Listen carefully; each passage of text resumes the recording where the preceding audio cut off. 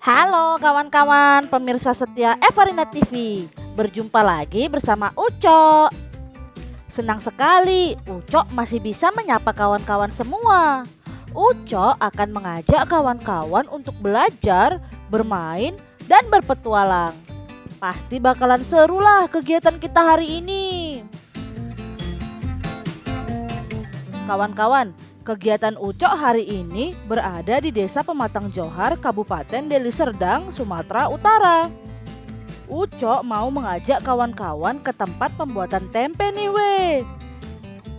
Ini dia kawan-kawan Ucok yang akan menemani Ucok selama berada di desa ini weh.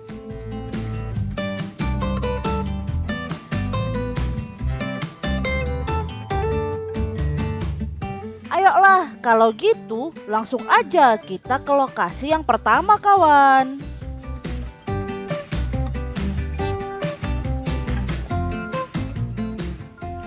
Bahan dasar pembuatan tempe adalah kedelai kawan-kawan. Kedelai inilah yang nantinya akan diolah menjadi makanan khas Indonesia, yaitu tempe. Proses pertama yang harus dilakukan adalah pemilihan dan pencucian kedelai. Biji kedelai yang dipilih untuk dijadikan sebagai bahan dasar tempe harus bagus, bernas, dan padat berisi. Pemilihan tersebut dilakukan agar dapat menghasilkan tempe yang baik dan berkualitas kawan. Kedelai yang akan diolah terlebih dahulu direndam dan dicuci hingga bersih kawan-kawan. Kalau dari proses awal, kita dari bahan bakunya kita lakukan hari pertama itu perendaman pertama ya. Hari pertama direndam, setelah 4 jam direndam baru kita rebus. Setelah itu kita malamkan 1 malam, hari kedua baru proses pemecahan kulit. Kalau kedelai udah bersih dan kulitnya udah terkupas, lanjut ke proses perebusan ya kawan-kawan. Lama perebusan kedelai ini tergantung pada kondisi bahan. Umumnya proses ini memakan waktu 40 sampai 60 menit kawan. Kawan-kawan, biji yang sudah direbus kemudian ditiriskan terlebih dahulu ya.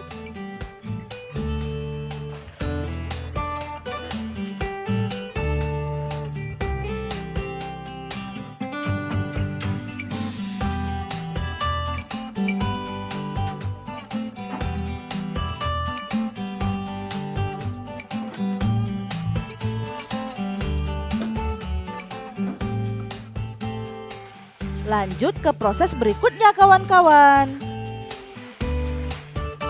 Kedelai yang udah ditiriskan kemudian didinginkan di atas meja yang udah dialasi ya kawan-kawan.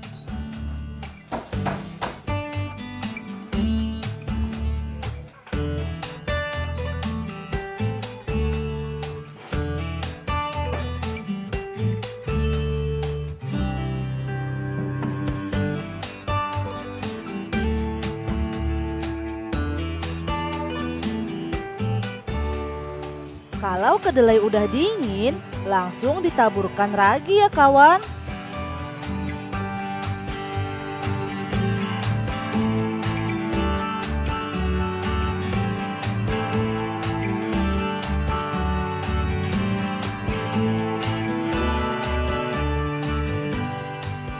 Kawan-kawan, ragi tempe ini berfungsi sebagai agen mikroorganisme yang melakukan fermentasi pada kedelai.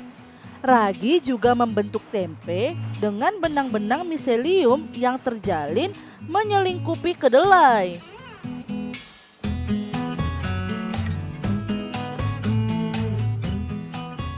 Pemberian ragi pada kedelai ini juga nggak boleh terlalu banyak dan terlalu dikit ya kawan. Jika terlalu sedikit, maka antar biji kedelai tidak dapat menempel dengan sempurna. Dan jika terlalu banyak, akan mempercepat proses pembusukan kawan-kawan.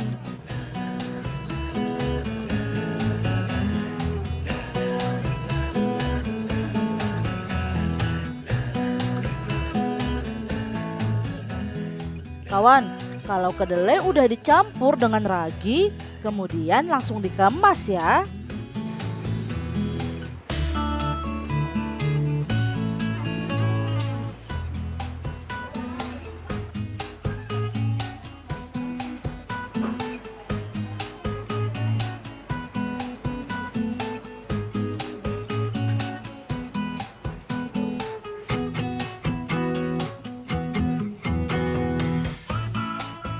Kalau udah dibungkus kayak gini, kemudian kita rekatkan kemasan tempenya ya kawan-kawan. Kawan-kawan ada yang tahu tidak kenapa tempe tidak tahan lama? Sini, Ucok kasih tahu. Secara umum, tempe yang disimpan dengan benar bisa bertahan 2 hingga 3 hari kawan. Hal ini disebabkan saat disimpan, tempe akan terus mengalami proses masak atau fermentasi. Oleh karena itu, jika tempe disimpan terlalu lama, dapat mudah membusuk kawan-kawan. Tempe yang udah kita kemas tadi langsung kita gantung aja yuk kawan-kawan. Proses ini dinamakan pemeraman kawan.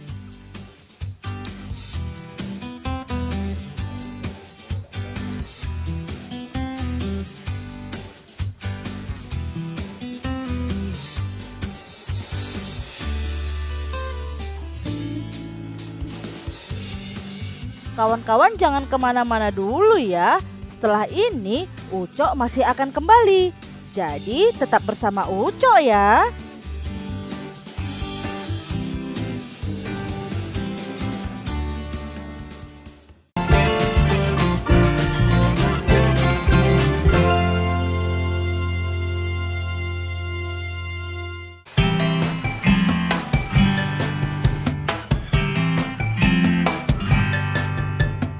Kembali lagi bersama Ucok.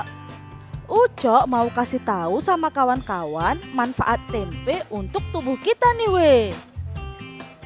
Kawan-kawan, tempe adalah salah satu makanan yang mengandung kalsium dan mineral. Jadi, mengkonsumsi tempe dapat meningkatkan kepadatan tulang kawan-kawan.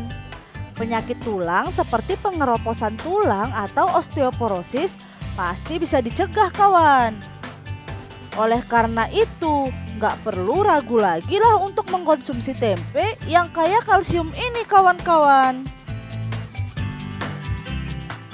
Tempe termasuk makanan yang bergizi kawan-kawan, karena tempe mengandung vitamin B12 dan merupakan sumber protein yang lengkap.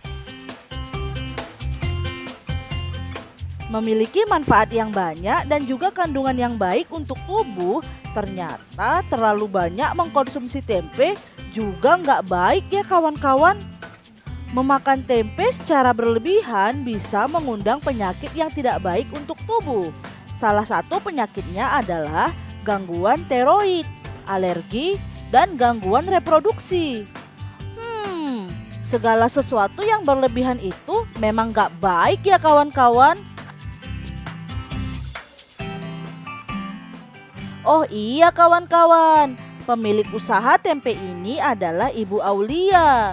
Ibu Aulia memulai usahanya ini sejak tahun 2016 hingga sekarang. Tidak hanya membuat tempe kawan, Ibu Aulia juga mengolah tempe yang dibuatnya menjadi keripik tempe. Wah, sungguh berbakat ya kawan-kawan.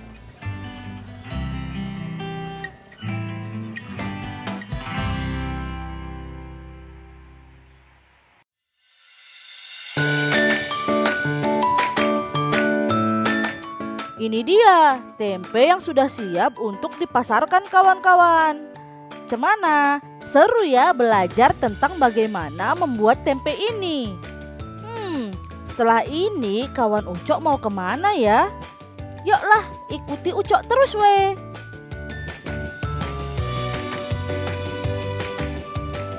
Kawan-kawan Ucok katanya mau ke tempat pembuatan batik sawah tuh weh. Ayo kita ikuti.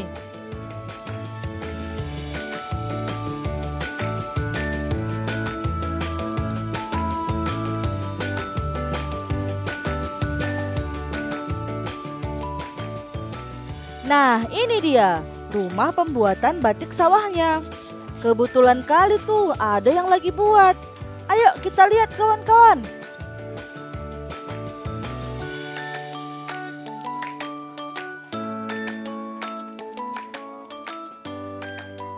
Kawan-kawan, batik adalah seni pewarnaan kain dengan teknik perintang pewarnaan menggunakan malam.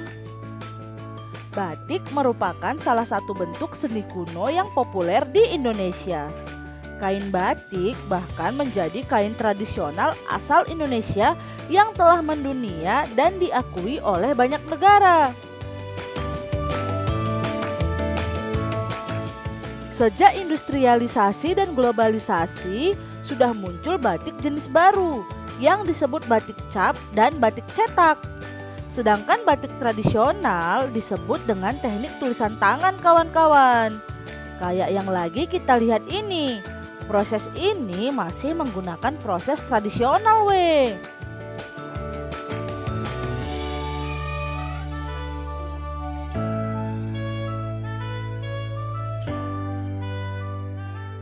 Alat yang digunakan untuk membatik seperti canting, wajan dan kompor kecil, gawangan, dan meja kayu.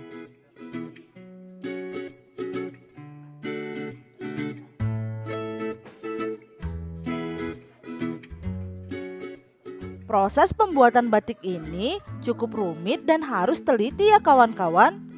Semula batik dibuat di atas bahan dengan warna putih yang terbuat dari kapas yang dinamakan kain mori.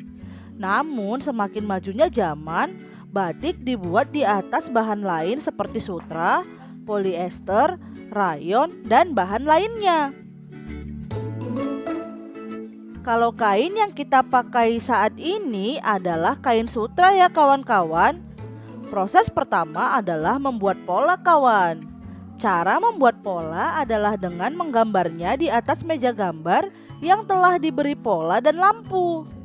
Gunanya agar mempermudah mengikuti pola yang sudah dibuat sebelumnya.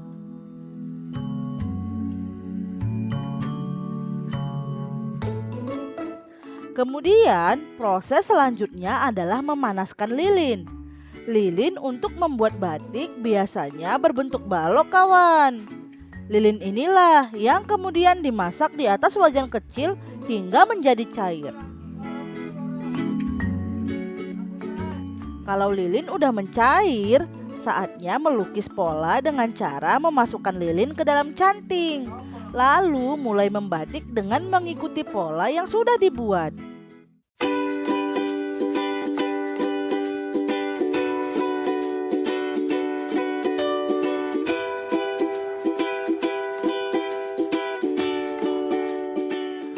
Kawan-kawan, proses selanjutnya adalah colet. Melalui teknik colet, pembatik dapat mengoleskan pewarna kain dengan kuas, lalu melukis motif di atas kain. Lanjut ke proses fiksasi.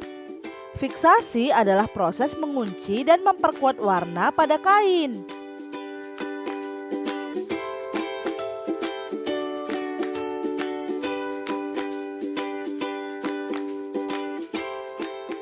Proses terakhir dalam membatik adalah lorot. Kawan, cara ngelorot adalah kain yang sudah dibatik dibasahi terlebih dahulu, kemudian dimasukkan dalam air mendidih. Kalau malamnya sudah terlepas, kemudian diangkat dan dicuci sampai bersih.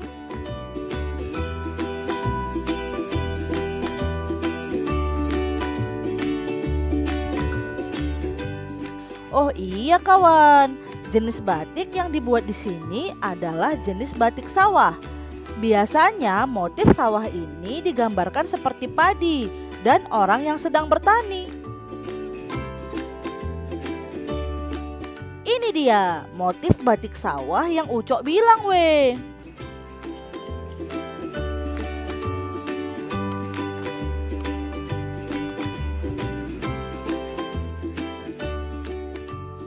Cemana? Seru ya belajar cemana caranya membuat kain batik. Kita juga harus melestarikan budaya kita dengan terus menggunakan kain batik ini kawan. Kayak yang lagi Ucok pakai ini. Hahaha. Jangan kemana-mana dulu ya weh.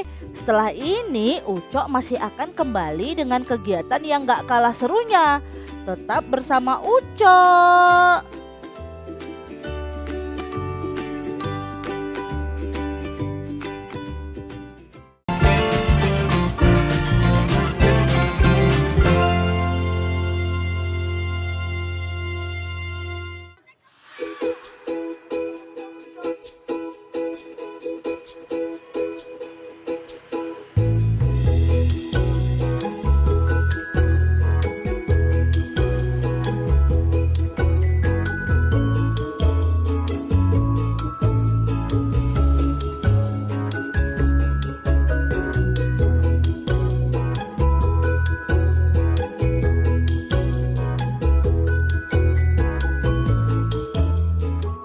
Kembali lagi bersama Ucok we.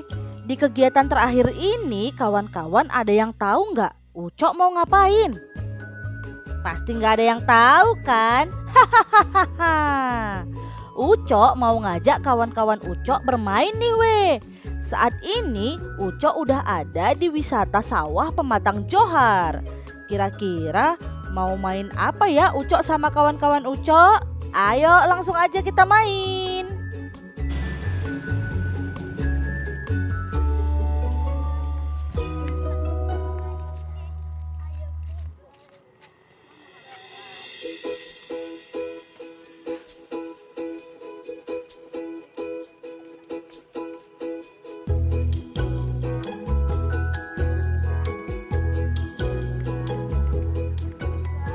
Kawan-kawan, wisata sawah Pematang Johar merupakan salah satu desa wisata yang diresmikan pada tahun 2019.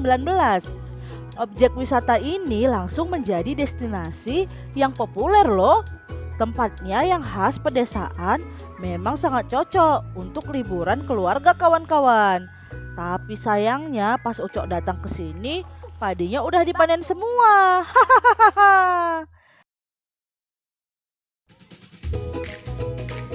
Desa wisata ini memiliki lahan seluas 1.750 hektar kawan. Adanya tempat wisata ini meningkatkan perekonomian warga sekitar.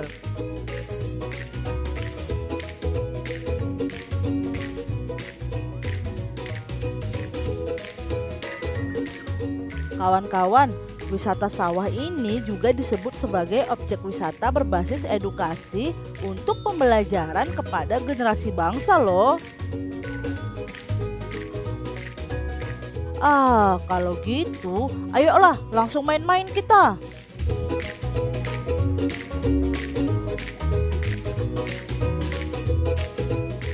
Kali ini kawan-kawan Ucok mau main sepeda bebek we. Kita lihat ya, gimana keseruan kawan-kawan Ucok.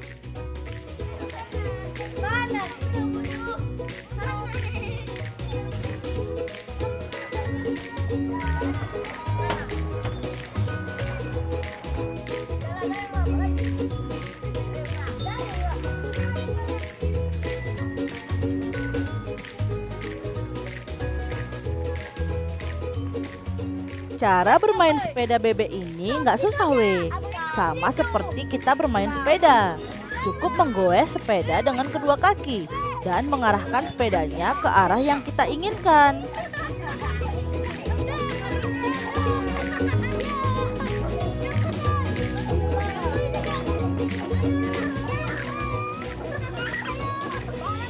Ayo kawan-kawan, goes yang kencang.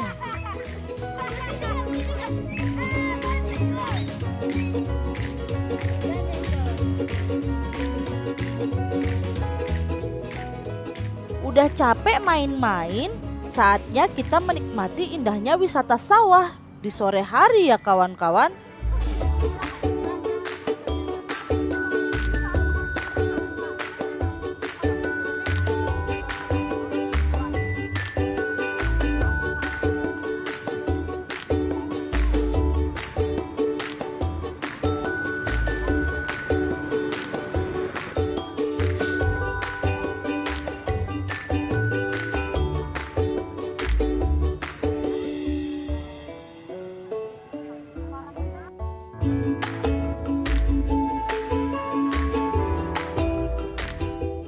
Bagaimana kawan-kawan? Seru ya petualangan kita hari ini. Banyak ilmu yang udah kita dapat kawan-kawan. Tapi sayang kali, pertemuan kita hanya sampai di sini. Jangan bosan saksikan petualangan Ucok di episode yang lainnya ya kawan-kawan. Dadah!